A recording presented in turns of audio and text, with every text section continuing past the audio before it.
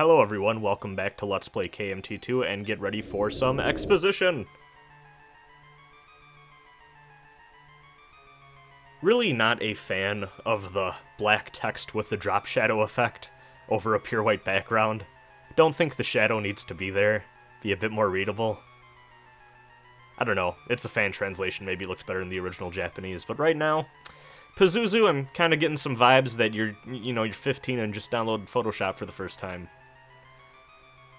Bad vibes. Hell yeah, high five. We just beat that RPG for you.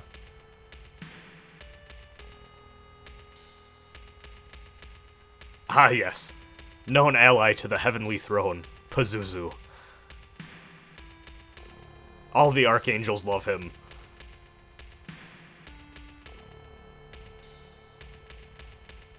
I see you have also viewed this game's opening cinematic.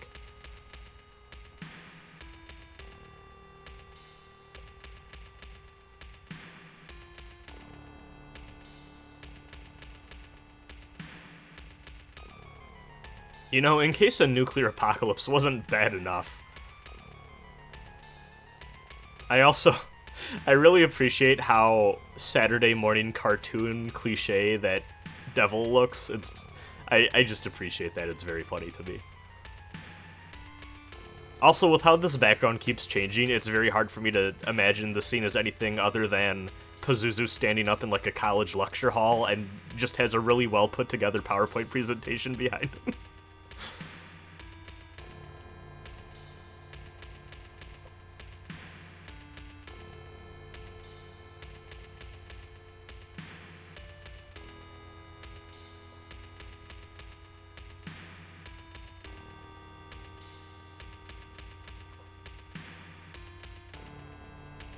Yeah, that sounds about right.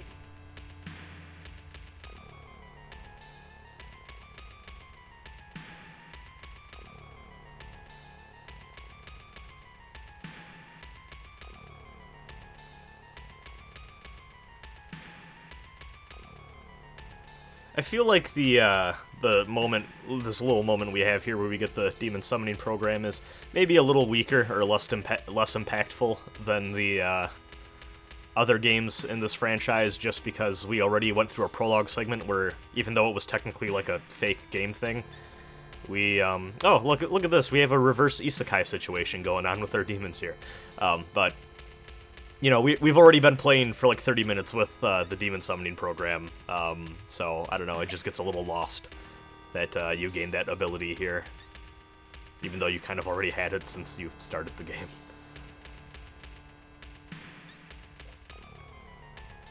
And just like our friend Asuka from inside Devil Busters, Ryu also is a party member capable of using magic, and actually learns a different set of spells, I believe, than the heroine does.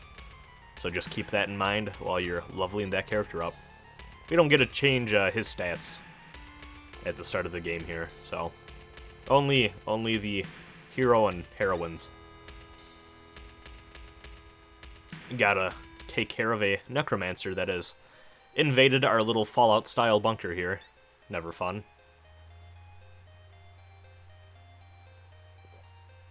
I deeply appreciate the phrase 3D RPG. That is so 90s.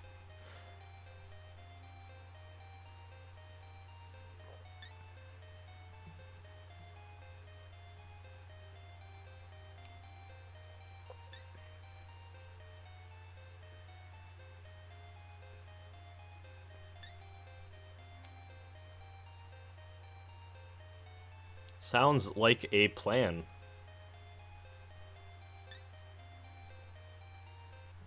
Alright, we are in our little bunker area here. Wouldn't be a Rosin Let's Play without bungling over words I want to speak. Before we do anything, we are going to do what we did in the KMT1 Let's Play, which is change this auto mapping setting from free to fixed. Because it's just a terrible idea to try reading a map where the map rotates depending on the direction you're facing. It's fucked up. I don't get why that's the default setting. Who wants that? I don't understand. Anyways, whatever. Yeah, we start out with no resources whatsoever in terms of money or magnetite.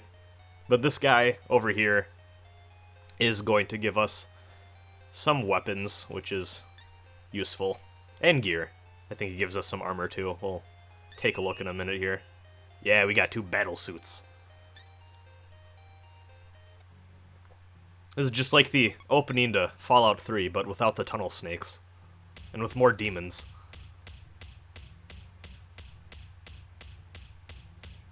I also really appreciate that right off the bat in the game, we just get a fucking gun. Kind of makes sense in a, you know, kind of near future post-apocalyptic scenario. We're not running around right now with a sword or anything.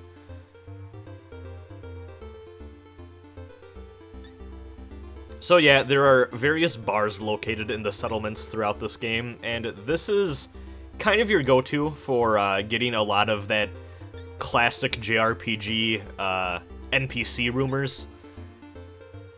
There's almost always an NPC who wants you to buy them a drink, and usually those are the people that provide you with the most information, but of course you have to buy them the drink and we don't have any cash.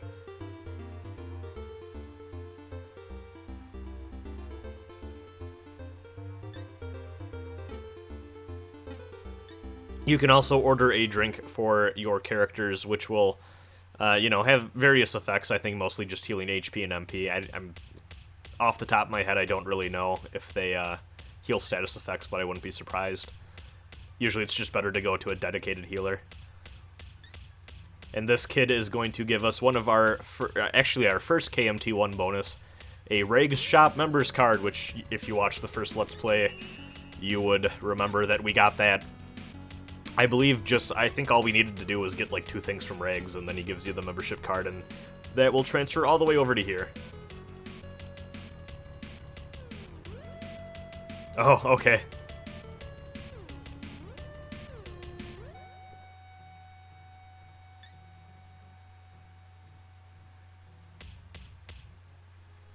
And of course, nowhere in this game is safe from random encounters. That's actually a lie. There's well, I'll get to it probably later this episode. There is one spot that you could reliably go to if you don't want random encounters. But yeah, anytime you're kind of in this first-person thing, just be aware. You could be attacked at any moment. And we're already poisoned, which is wonderful.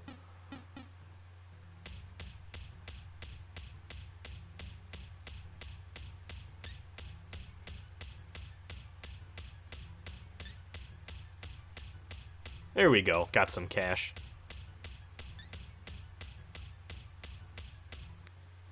Gonna continue down this hallway. They just zombies everywhere.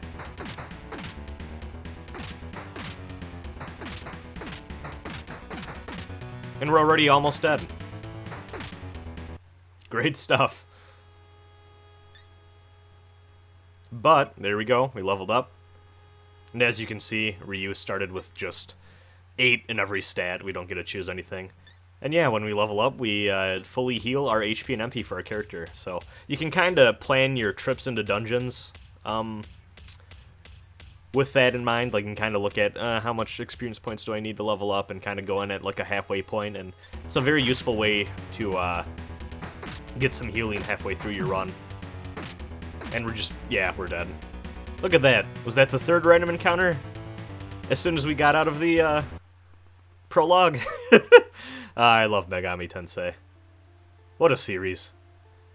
And yeah, this game over scene carries over from the first game. Good friend Charon going to take half of our money to back that boat the fuck up.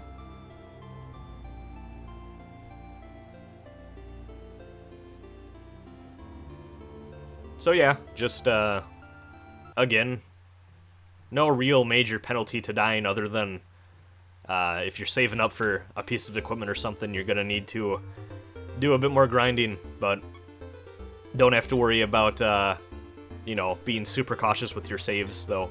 You know, obviously I recommend you do that anyways. I love that. I love that even in the post-apocalypse that we have strategy guides for the games that people make for entertainment.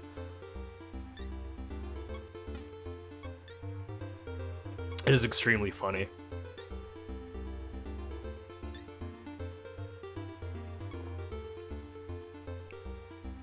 This might be the only time this Let's Play I actually buy any drinks from any of the bars. Just because I never found them particularly useful. It's always better to buy someone else a drink. Again, I am intentionally leaving in some random encounters here just to give you a feel of the random encounter rate for the first-person part of this game, since it's a little weird at the start of the game because you're in that fake Dragon Quest style perspective. So thought it'd be good for me to maybe ease off on the cuts for a bit during the first part of this episode as well. But yeah, you can see we have a fairly complex bunker system here. We got a lot of floors, but they're all pretty tiny and compact. Like this one, you can see it's not that big. We can go all the way back here and go to the clinic. This is a good spot in the early game to go for healing. I believe they only heal your human characters, though. Like, I think if you go here with a demon or something, and here we go, I start cutting already. I think if you go here with damaged demons, I don't think the nurse will heal them, only you, so.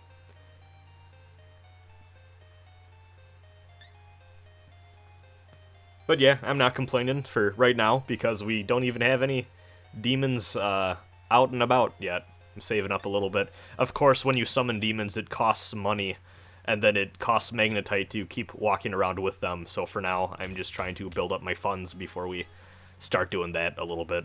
Because when you run out of magnetite and you start walking around, your demons are going to take damage. And since we're in the early game, you know, late game you can kind of get away with that, even though by then you probably have a shit ton of magnetite. But in the early game here, it's not like our demonic friends have that much HP to work with. So our poor pal Ryu still only has 13 HP. So yeah, a little barren down here.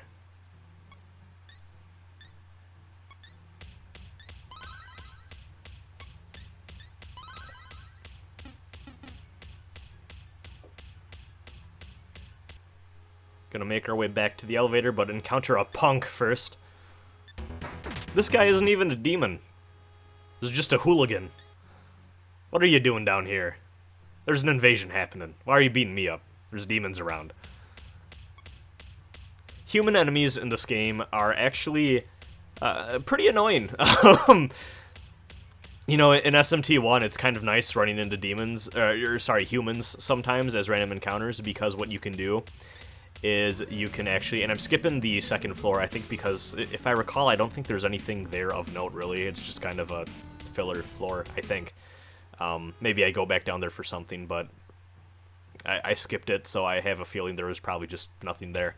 But yeah, like in SMT1, you kind of want to run into humans sometimes because you can recruit them, and then they can result in some pretty cool randomized demon fusions that can produce some pretty killer results. In this game, they're just annoying because a lot of them really like to put you to sleep, actually. That's going to be a problem in the mid-game, and they're very fast, too. So humans in this game, when you run into them as random encounters, can be a little dangerous. Just always be mindful of that, and don't be afraid to run away if you need to, because they might just lull you and your entire party to sleep, and then just wail on you over and over again until you're dead, and it's kind of hard to deal with sometimes. So yeah, we're not actually going to deal with that Necromancer Neighboros right now. We can just leave. Bye, everyone! We will eventually need to go back there to deal with that threat to progress the story, obviously, but for now, we can just take a look outside. Look at that wonderful Mountain Dew water. Doesn't it look delicious? You can see there's a bridge to the north, and the bridge has just collapsed under the delicious Baja Blast surface. Baja Blast is blue. What am I talking about? Gonna try to get this harpy to join us. Tee-hee, indeed.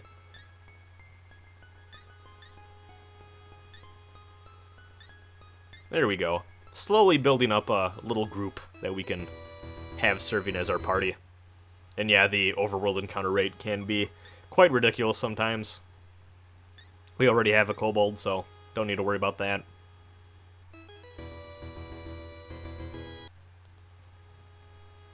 I really like this game's music in general. The overworld theme gets a little grating on me sometimes. I don't know.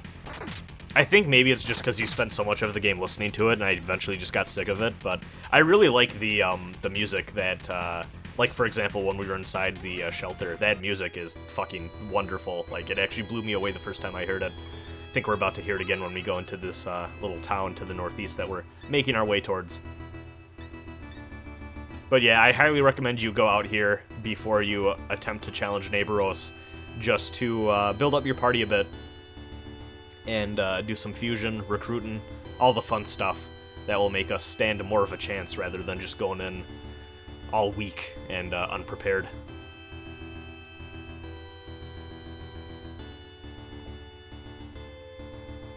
Just taking a look through all of our stat pages for our party, and we have quite a few dead friends already, so gonna need to revive them too. Probably cost us a bit, but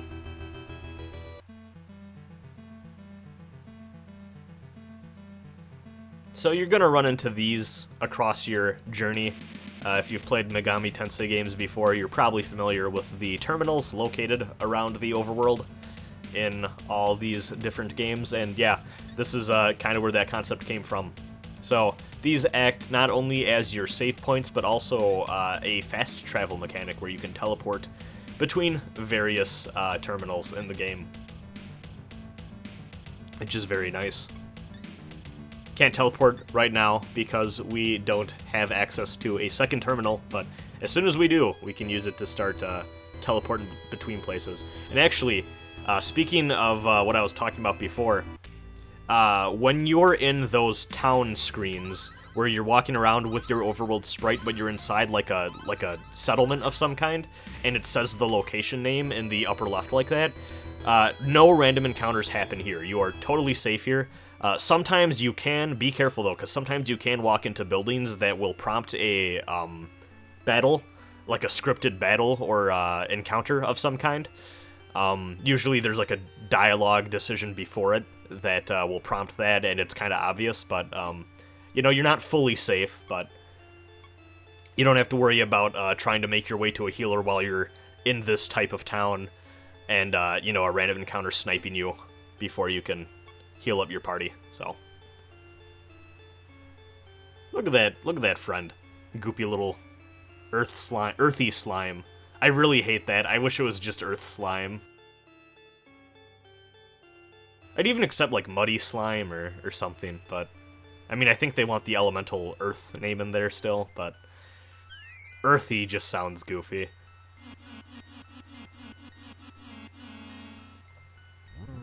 So yeah, another series staple, demonic fusion.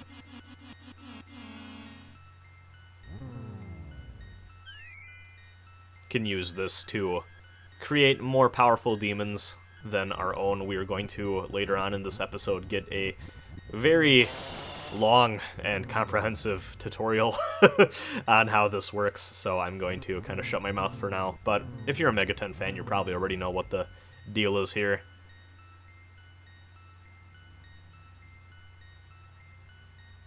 This guy just exudes a air of power.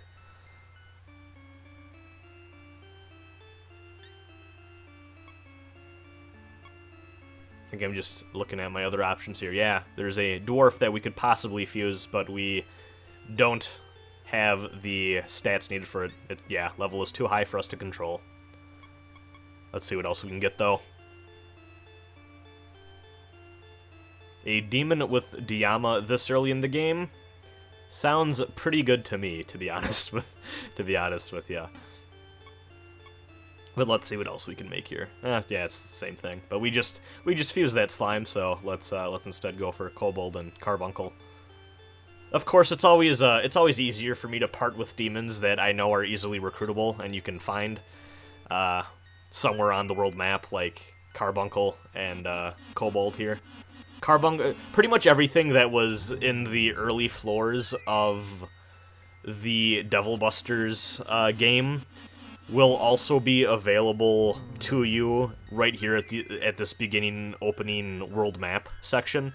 Kobold, Harpy, Pixie, Carbuncle, they're all here.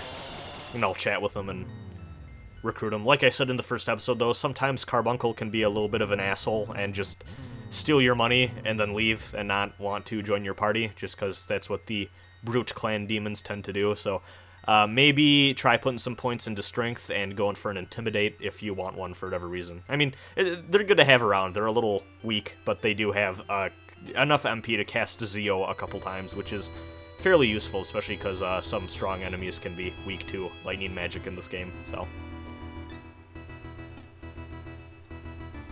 go into this large building, which I like to call the Hall of Tutorials.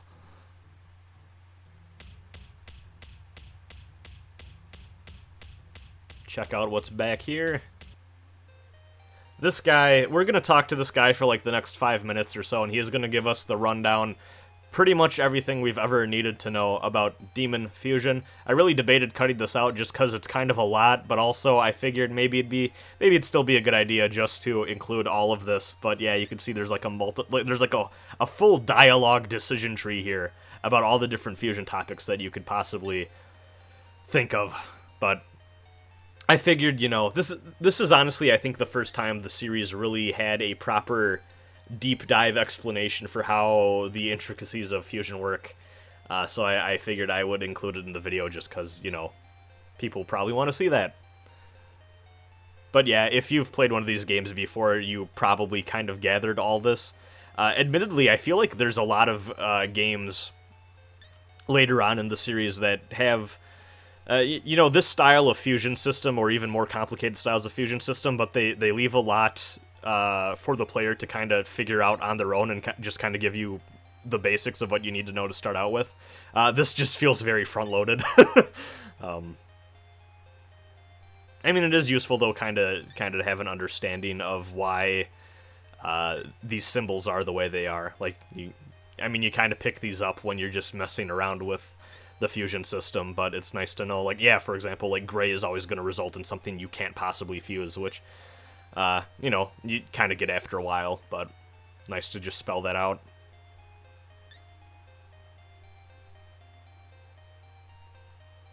Not too often you get the X mark in this game, I notice.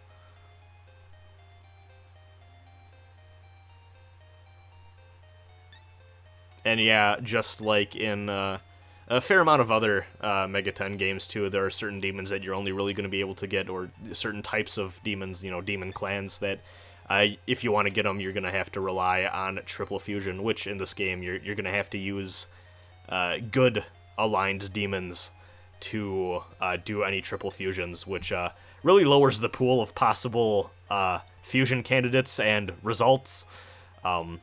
But the trade-off there is that a lot of the time, good aligned demons and the triple fusion results that are possible are pretty powerful for any given point in the game where you would want them.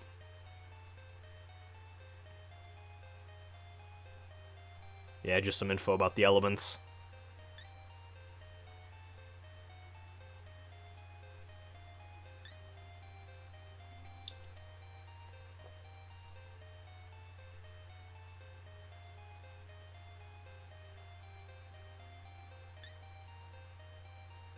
This is actually something I kind of forgot when playing through the game, but yeah, to figure out what element you're going to get as a result of fusing two demons of the same clan together, you kind of got to take into account what their levels are, which is an interesting way to do it.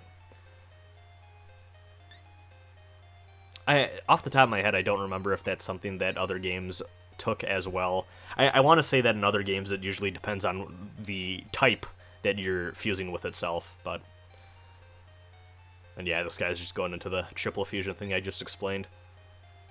I will say, every time you pull off a triple fusion in this game, it almost always feels really fucking good, because you know you're getting some good shit. You know, I feel like that's kind of the case for a lot of games in this series, you know, overall in the series, usually triple fusions feel good, but this game especially, I think maybe in part because there's only so many different fusion results that you can get. I will say, though, I complained a lot in my Kyuuyaku Megami Tensei 1 Let's Play about there being a shocking lack of possible demons to recruit and fuse, to the point of it actually kind of being a problem, and I think an actual pretty bad flaw in that game, just because there's a lot of times where it feels like you don't really have as much possible party combinations at your disposal as you'd maybe want in a game like this. I will say that even though Kyuuyaku Megami Tensei 2 is still kind of on the low side of things in terms of possible demons to have in your party, there's more than enough to feel like you could play through this game a couple times and have different loadouts each time. Though that is kind of counterbalanced by the fact that if you're playing this game like me, with the foresight of a lot of this game's weird intricacies and bullshit, you just get handed a lot of demons in this game that just get added to your party that you don't even need to fuse or anything. You just kind of get them. And they're all really useful, so we'll be relying on them a lot too. And maybe fusing less than you'd think towards the mid-game and end-game, but fusion is still an important thing that you should learn about. And that guy also explained to us about cursed items and items with special effects. Whenever you get a... well, actually, yeah, this actually explains what I was about to talk about. So we always buy guns from shops in this game, but every melee weapon that we're going to get for our party is... they're all drops from random encounters. And before you equip them, please examine them and make sure that they're not cursed. If they have the cursed symbol, you're going to want to maybe hold off on using those in only specific situations, because cursed items usually damage you when you walk around, and you can't unequip them without visiting a healer, and it costs a shit ton of money for that healer to remove the curse. And this is actually a cool physical element thing that I appreciate a lot. Sometimes it's a bit hard to tell when you should be using your sword or a gun against an enemy, but I appreciate that differentiation is in there. Oh yeah, I guess they do explain the charisma thing. Last time, in last episode, I said that they didn't, but I guess they actually do. I just forgot about this NPC. Alright, so we're about to do something that is going to make me sound like the kid from elementary school who told you how to catch Mew, and that I knew that because my dad worked at Nintendo. I promise I'm not fucking with you. So what you're gonna do, as soon as you get to this first open chest, or you can do this with any room with a chest that you've opened, but we're gonna do it with this one. So we're gonna equip that bronze sword right away. And yeah, they're not always drops, sometimes you can find weapons in chests like that too. So what we're going to do is spin around 31 times after we leave a room that has an open chest in it. And count along with the spins if you want to rewind and start from the beginning. I highly encourage you to do so, just for fun. I'm sorry if you're getting motion sick from this, by the way. And after we have rotated substantially, eventually, we can go back in. Don't worry if you get a random encounter, sometimes this happens, and you just deal with this guy. It doesn't affect the process if it does or doesn't happen. Oh, we got a level up, that's kind of nice. But yeah, after we do our 31 turns, we meet a friend. Oh no, he's lost. We don't, but nothing good ever came from being honest to a demon, so just say yes.